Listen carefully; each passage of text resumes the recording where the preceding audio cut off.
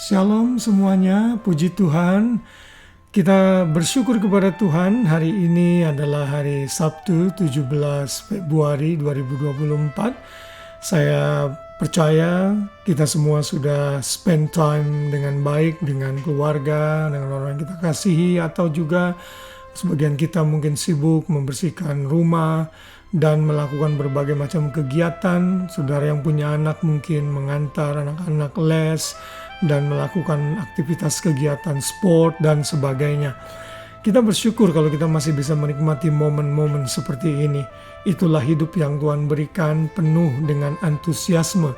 Karena itu jangan terkungkung dengan masalah dan persoalan kita, namun kita tetap memandang Tuhan dalam segala keadaan. Saat hari weekend datang, belajar untuk menikmatinya, dan bersyukur kalau kita masih diberikan kesempatan untuk menikmati hari libur kita pada hari ini.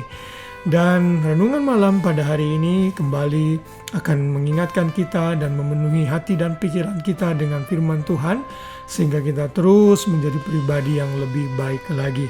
Dan renungan malam pada malam hari ini diambil dari Mazmur pasal 11 ayat yang keempat. Ayat ini berbunyi demikian: Tuhan ada di dalam bait-Nya yang kudus, Tuhan taktanya di sorga. Matanya mengamat-amati, sorot matanya menguji anak-anak manusia. Sorot matanya menguji anak-anak manusia. Bapak Ibu Saudara kasih dalam Tuhan, Mazmur ini dipercaya diatributkan kepada Daud, namun sesungguhnya para teolog berpendapat Mazmur ini ditulis oleh para counselor atau para penasehat-penasehat Daud yang kelihatannya dalam pasal ini mereka sedang mengalami kepanikan mengenai keadaan orang fasik, keadaan dunia di sekelilingnya, musuh-musuh yang bisa saja menyerang sewaktu-waktu.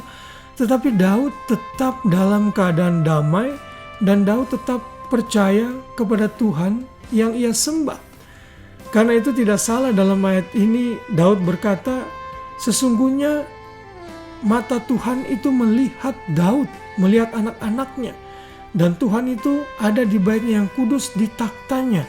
Dan kita tahu kata bait di sini bukan hanya mengacu kepada bait suci atau tabernakel yang mereka miliki saat itu, namun juga mengacu kepada bait Tuhan di sorga, tempat kediaman Tuhan di sorga.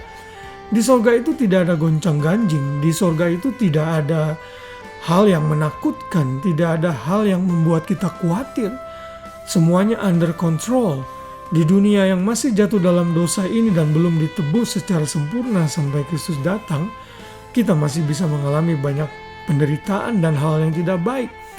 Namun kita harus yakin Tuhan di surga itu, di bait-Nya yang kudus, tetap pegang kendali dalam hidup kita. Dan ia mengamat-amati anak-anaknya. Sorot matanya menguji anak-anak manusia. Mazmur ini secara keseluruhan pasal 11 menggambarkan mazmur kepercayaan diri dari pemazmur. Apakah itu Raja Daud atau para penasehatnya? Ini paralel dan mirip dengan Mazmur pasal 4, 16, 23, 27, 62, 125, 131. Semua mazmur-mazmur itu menggambarkan kepercayaan diri Daud dan pemazmur kepada Tuhan yang sanggup menolong dan memelihara serta menjaganya. Apa yang bisa kita pelajari melalui ayat ini? Melalui ayat ini kita belajar bahwa Tuhan itu adalah Tuhan yang maha hadir. Tuhan tahu keadaan kita. Omnipresence, ini salah satu atribut Tuhan terbesar. Selain maha kuasa dan maha tahu, Tuhan itu menguji hati anak-anak manusia. Ini juga ternyata menggambarkan Tuhan yang maha tahu keadaan isi hati kita. Karena itu kita harus hati-hati dengan seluruh perilaku kita, terutama dalam pikiran dan hati kita. Karena segala perbuatan yang kita buat, apakah itu baik dan jahat, dimulai dari pikiran kita. Kalau pikiran kita tidak baik, maka seluruh perilaku dan tindakan kita pun tidak baik. Ingat selalu, apa yang kita lakukan tersembunyi dan orang tidak tahu, Tuhan itu tahu. Tuhan memiliki mata yang bisa melihat. Sekali lagi, ini adalah bahasa anthropomorphism, yang artinya Tuhan diumpamakan seperti manusia yang memiliki mata, telinga, tangan, kaki, dan sebagainya. Mata Tuhan melihat. Di dalam Mazmur 33:18 dikatakan, sesungguhnya mata Tuhan tertuju kepada mereka yang takut akan Dia, kepada mereka yang berharap akan kasih setianya. Jadi Tuhan di surga, di bait-Nya yang kudus, mengamati kita semua, memperhatikan seluruh perilaku kita. Sejak kita bangun tidur sampai kita tertidur lelap, Tuhan memperhatikan. Nah, persoalannya apakah kita selalu menyenangkan Tuhan di dalam seluruh perilaku kita? Kalau kita tahu Tuhan mengamati kita, marilah kita menjadi berkat dalam hidup kita.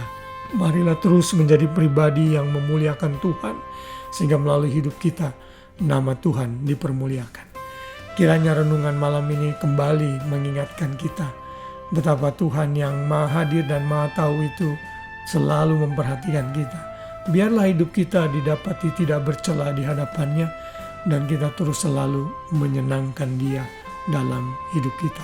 Tetap berharap kepada kasih setia Tuhan yang tidak pernah meninggalkan kita, anak-anaknya. Selamat malam, selamat beristirahat. Kiranya kita boleh terus beristirahat dalam naungan Tuhan. Ingat selalu, penjaga Israel, Tuhan Yahweh, Elohim kita. Ia Tuhan yang tidak pernah meninggalkan kita. Bahkan sekalipun kita tertidur, Ia selalu menjaga dan memelihara serta memberkati kita. Kiranya damai sejahtera Kristus memerintah hati dan pikiran kita semua. Tuhan memberkati. Shalom.